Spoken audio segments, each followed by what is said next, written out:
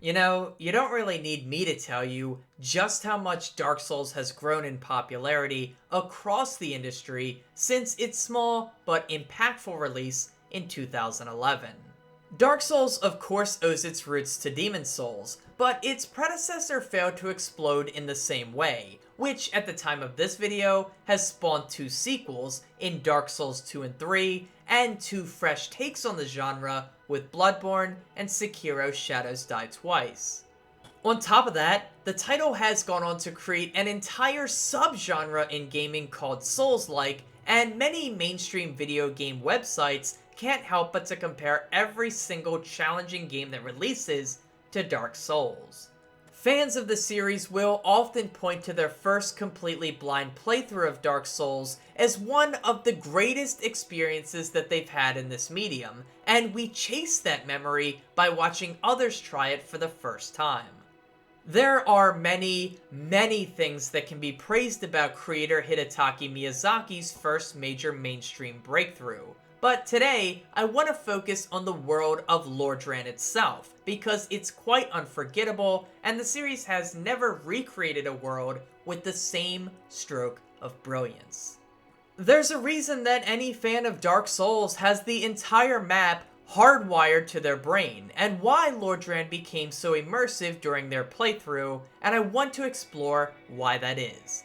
So today, in this episode of Psychology of Gaming, the series where we look at how psychological principles are worked into games, and how games can affect us psychologically, we take a look at Dark Souls and how the world design of Lordran helped create a lasting map in our minds.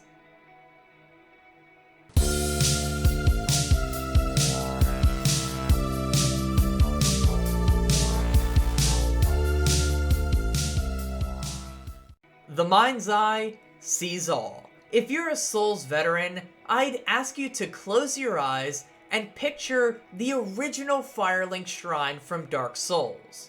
Can you see it? Can you smell that bonfire? Good, because I bet if I asked you to walk from there to Sen's Fortress, or the Tomb of the Giants, or Darkroot Garden, you could picture the exact route you'd need to take to reach those locations in your mind. Some people will be better at this than others, but I'd wager many players could complete this mental exercise. According to Harvard psychologist Howard Gardner, one factor for why some players can picture maps like this in their mind is because they're gifted in visual spatial intelligence. The main point of Howard Gardner's multiple intelligences theory is that there are 8 different forms of intelligence that a person can be either strong or weak in. For example, a person who is strong in linguistic verbal intelligence may be fantastic at giving speeches or writing stories. Another example would be someone with an aptitude for intrapersonal intelligence, which means their ability to assess themselves through self-reflection is very strong. I'm really simplifying things here, but Gardner believed that the average person was gifted in at least one of these 8 forms of intelligence, and that many people exhibit strong ties to more than just one. Now, according to Gardner, people who are astute with directions, mapping, puzzles, and visual arts are said to be strong in the field of visual spatial intelligence, and a few recent studies show that playing video games can increase this capability in its players. The ability to view a 2D or 3D environment and come to understand its geographical landscape and its topography and the way it connects to other areas are skills used heavily when exploring in video games, especially when our brains have to work overtime when maps aren't included. It's a function of the human mind most often referred to as spatial processing, which is defined as the ability to understand, remember, and picture the spatial relationship between objects and environment. And needless to say, this skill goes a long way in navigating unfamiliar video game worlds. Outside of some extremely vague dialogue, Dark Souls never really holds the player's hand when it comes to navigating the world and moving around it with a purpose, at least on a first playthrough. The player is trusted to find their own way, and it's clear that Miyazaki believed heavily in players' abilities to utilize spatial processing to guide themselves through Lordran. He demonstrated that faith by choosing not to include any sort of map or waypoint system to indicate where a player needed to go. He also restricted fast travel to the second half of the game to make sure that players really familiarize themselves with the different areas that make up Lordran and how they were all interconnected. After beating Quelaag and ringing the second bell, there is no teleport back to Firelink's Shrine option. You have to find the way back on your own. He did provide a shortcut, but there's no big arrow pointing it out to you. On top of that, there are tons of bottomless pits and trapdoors sprinkled through the lands, and one false step can get you killed. Examples like this demonstrate that From Software intended to make sure that the ability to navigate was just as important as your skill in combat. In other words, the game's design ensures that players will have to form what psychologists call a cognitive map, which is simply a mental representation of one's actual or perceived physical environment. These cognitive maps serve many functions in our real world. They can help us picture the route we need to take to get to the grocery store. They can maintain the image of a childhood park that we used to play at as kids. And they can be used as points of reference to see how locations have changed over time. And these sorts of functions carry over to video games as well. In Dark Souls, they help us navigate from Firelink's Shrine to, say, Anor Londo. They aid us in recalling the location of traps in Sen's Fortress, and they notify us when a giant serpent emerges from a dried up well because it's a drastic change to the environment. The visual imagery within our minds can be a powerful tool, and it's one we're forced to utilize when traversing Lordran. So that then begs the question, how exactly do we form these cognitive maps within our minds, and what is it about our brains and the world design of Lordran that allows us to construct one so thoroughly? Well, let's start by looking at what actually happens in our brains to create these lasting mental maps. Because Lordran's landscape is so unfamiliar on a first playthrough, our brains demand much more information about it so that it can begin constructing the imagery within our minds. Just like in real life, our brains tend to make us more cautious in video games when we're unfamiliar with the capabilities of enemies and where they may dwell on the map. Our eyes work overtime to bring as much visual information to the brain as possible, and the same really goes for our ears with audio information. This information being brought in through our sensory organs is transmitted to the brain for analysis, and there are multiple brain parts involved in this dissection, don't get me wrong. However, today I want to focus on the one area that is the most impactful in spatial processing, and that would be our hippocampus. The hippocampus is the part of the brain that is most associated with memory retention and learning.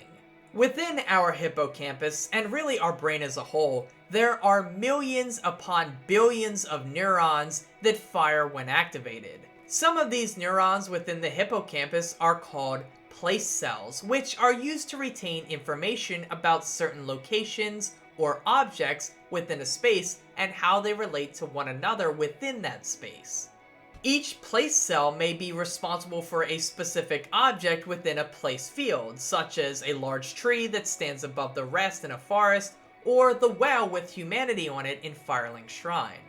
Working together, these place cells can communicate with one another to create a cognitive map that allows us to picture certain areas within our minds.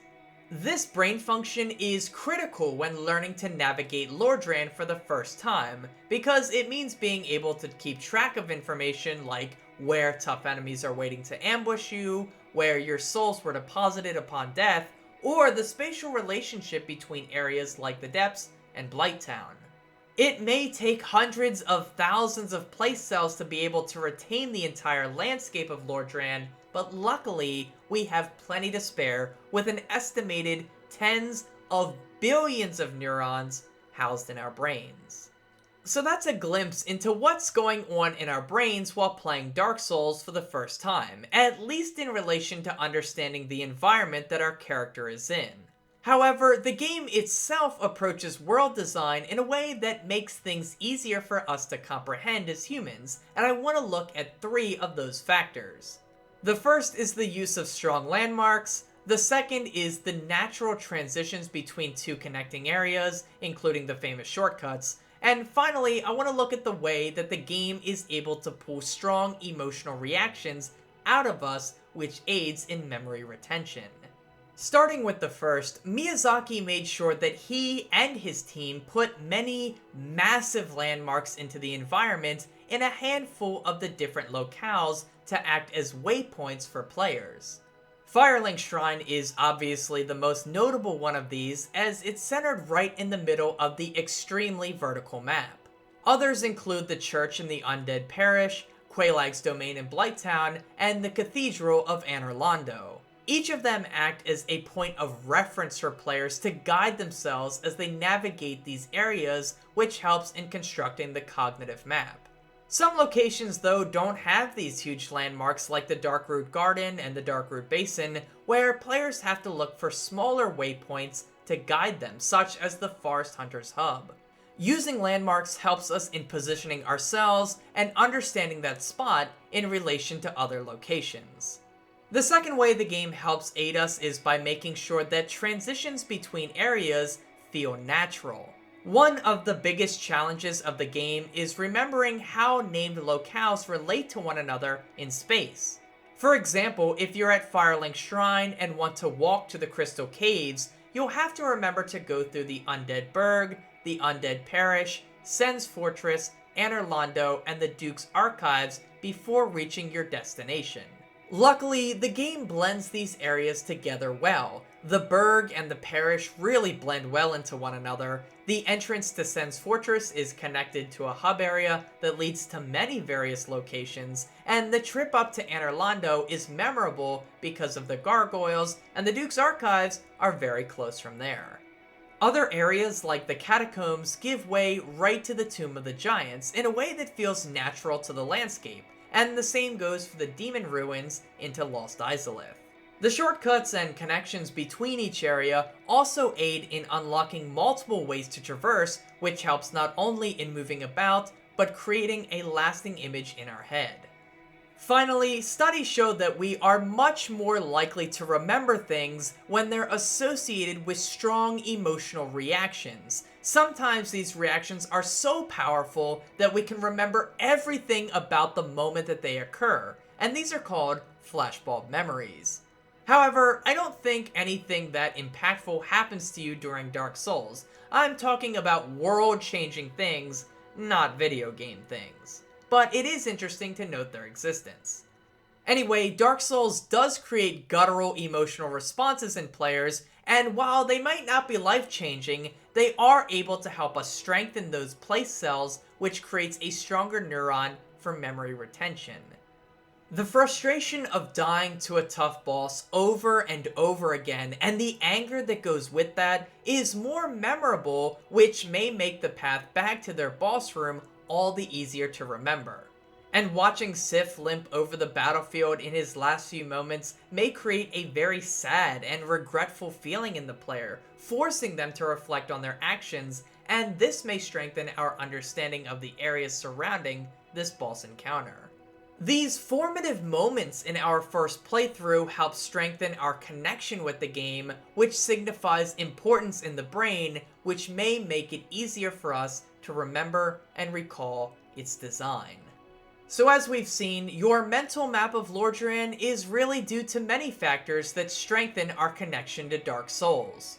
Our demonstration of spatial visual intelligence and the ability to create cognitive maps is critical in exploring and coming to understand Lordran as a 3D environment.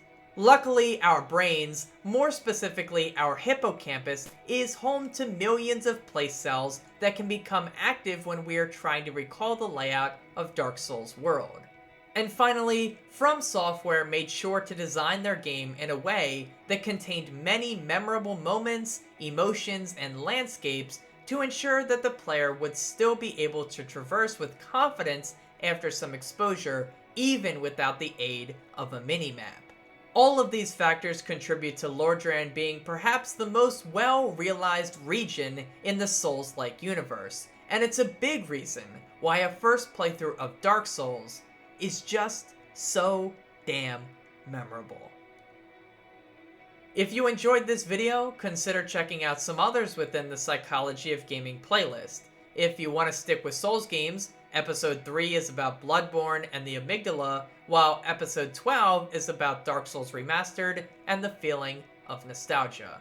Anyway, thank you so much for watching. Please leave a like if you enjoyed the video, consider subscribing for more, follow me on Twitter at NopeNapNarp, and as always, have a nice day, and take care.